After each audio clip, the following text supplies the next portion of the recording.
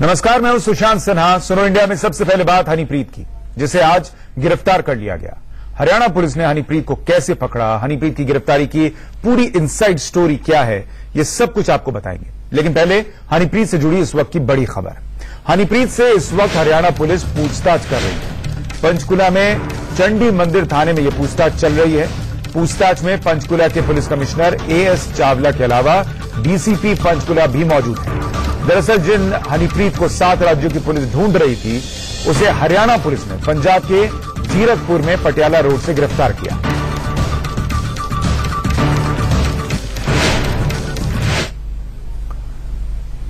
तो हनीप्रीत की आज गिरफ्तारी हो गई है और 30 दिन बाद वो गिरफ्तार हुई है।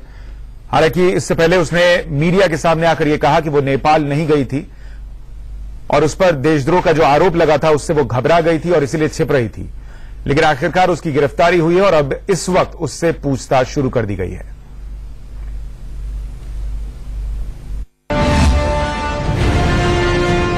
हमने इसको जीरकपुर से आगे पटियाला रोड के ऊपर हमने इसको पकड़ा है। इसके साथ एक और लेडी थी और उनको पकड़ के हमारी जो एसआईटी है वो इमीडिएटली पंजाब पुलिस को इंटीमेट करके वापस अपनी लोकेशन में आ रही है।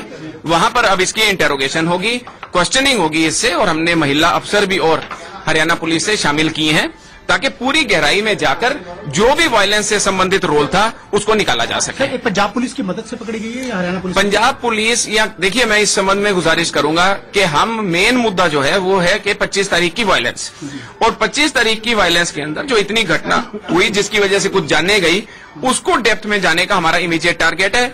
जहां तक लोकल सपोर्ट, लोकल पुलिस है, कई बार कुछ चीजें होती हैं, लेकिन we are everything is on track.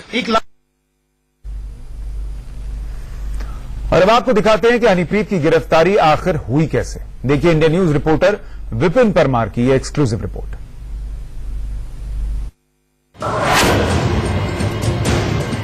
एक हिंदी फिल्म की कहानी में भी इतना सस्पेंस नहीं होता जितना हनीप्रीत की गिरफ्तारी में है। जी हां, हरियाणा पुलिस के द्वारा हनीप्रीत को गिरफ्तार तो कर लिया गया, लेकिन क्या यह सचमुच गिरफ्तारी है या फिर हनीप्रीत ने सरेंडर किया?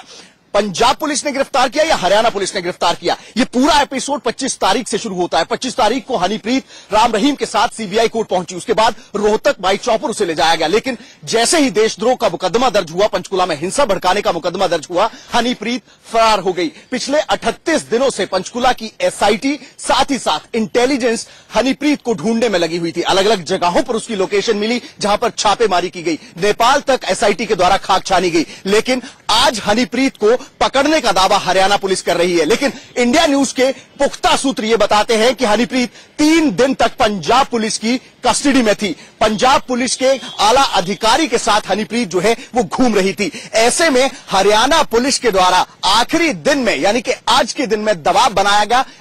3 बजे जीरकपुर पटियाला का जो रास्ता है, उस रास्ते पर रिजॉर्ट में जो है, रिजॉर्ट के सामने जो है हरियाणा पुलिस की एसआईटी के द्वारा गिरफ्तार करने की बात की जा रही है। लेकिन ऐसे में सवाल कई खड़े होते हैं कि आखिरकार 7 राज्यों में अलर्ट कराने वाली हरियाणा पुलिस आखिरकार 1 किलोमीटर दूरी पर पंजाब से सटी सरहद में पंजाब पुलिस से कोऑर्डिनेट क्यों नहीं कर पाई? आखिर क्यों हनीप्रीत को लेकर यह मिसकम्युनिकेशन रहा? और यह क्या सचमुच में पंजाब पुलिस के द्वारा हनीप्रीत को गिरफ्तार किया गया है या हरियाणा पुलिस का यह दावा सच्चा है? कैमरा पर्सन सोनू चौधरी के साथ विपिन परमार, इंडिया न्यूज, पंचकुला। तो हनीप्रीत की गिरफ्तारी कैसे हुई, इससे जुड़ी हुई ये पूरी इनसाइड स्टोरी थी। इस वक्त क्या चल रहा है जानने के लिए हमारे सहयोगी अमित भारद्वाज के पास चलते हैं। अमित, गिरफ्तारी के बाद से क्या क्या हुआ है और कहा जा रहा अभी पूछताछ चल रही है, कितनी देर पूछताछ को हो गई है और पुलिस क्या जानकारी जुटाने की कोशिश कर रही है? देखिए, लगभग 2 घंटे हो चुके हैं, पूछताछ चल रही है। ममता सिंह को भी वहां बुलाया गया है, जो आईजी हैं, वो भी पूछताछ कर रही हैं। महिला पुलिस के और भी अधिकारी जो हैं वो भी उससे पूछताछ कर रहे हैं। सबसे पहली बात, बाबा से जुड़े हुए कई ऐसे तथ्य हैं जो हनीप्रीत ही बता सकती है। हनीप्रीत सबसे बड़ी हमराज थी गुरमीत राम रहीम की, उससे सवाल पूछे जा रहे हैं किन किन लोगों से वो जुड़े हुए थे, किन किन लोगों का हाथ था, और हनीप्रीत इतने दिन तक कहां थी, कौन कौन लोग उसकी मदद कर रहे थे, कौन कौन से वो नाम है जो उसके साथ थे, जो उसको छुपाने की कोशिश कर रहे थे, पुलिस से बचाने की कोशिश कर रहे थे, पहले उसको इजी एस्केप दिया था, उन्होंने मैनेज किया था उसका इजी एस्केप। इतने दिन तक कहां रही, क्या क्या किया उन्होंने।